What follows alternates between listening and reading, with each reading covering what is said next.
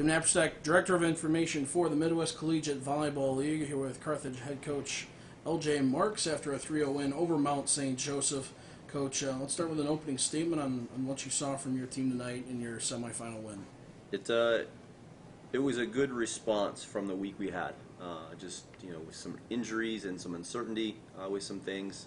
So it was nice to see. I wasn't sure if it was going to add pressure or relieve some of the pressure.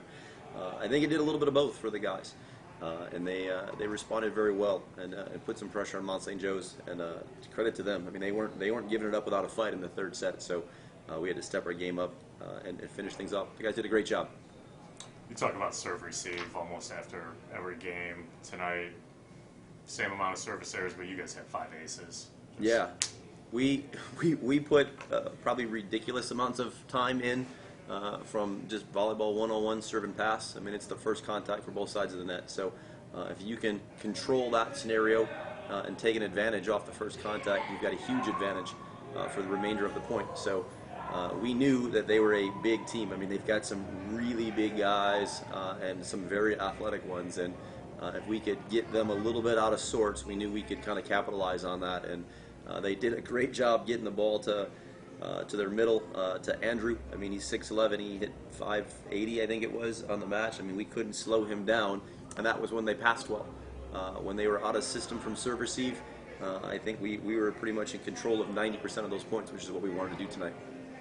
Coach, given your career, there's not a lot of firsts that are still out there, but you just secured one of them, playing for your first MCVL Tournament title tomorrow. What does that mean to you as a coach, and what does that mean for this program? It's a lot. I mean, through the history of our program, it's been an ever-changing, almost year by year, between no conference, in a new conference with no AQ, leaving that conference to start a new conference with no AQ. So I think, kind of the joke is that we've had obviously a lot of success and even some postseason success, but we've, as a program, never won an automatic bid. Mostly because in the 16 years we've only had the opportunity, I think, 4 times from having one available to us. So it would be a program first, and it's definitely something that we'd like to check off the list tomorrow. You're going to face either Loris or North Central. North Central, the only team in league play to beat you, although you swept them about a week or 2 earlier. And then Loris, a team that took you to 5. So, kind of pick your poison. If you had to pick one, who would you rather see and why tomorrow? Either one. They both equally gave us fits for different reasons. They both have strengths that can challenge us. So it's not so much a matter of who's over there. We're just more concerned about what's on our side of the net and how our guys respond and play well. So regardless of who's there, they know what's on the line as well. We know it's going to be a battle. It'll be an exciting afternoon for sure. And then, Coach, were there any similarities or differences from just a week ago when you played Mount St. Joseph in the regular season? The biggest difference was we made a lot of errors in that match, and some of it, and we talked about it during the match last week, and we talked about it a lot this week. There's a delicate balance between being aggressive and careless.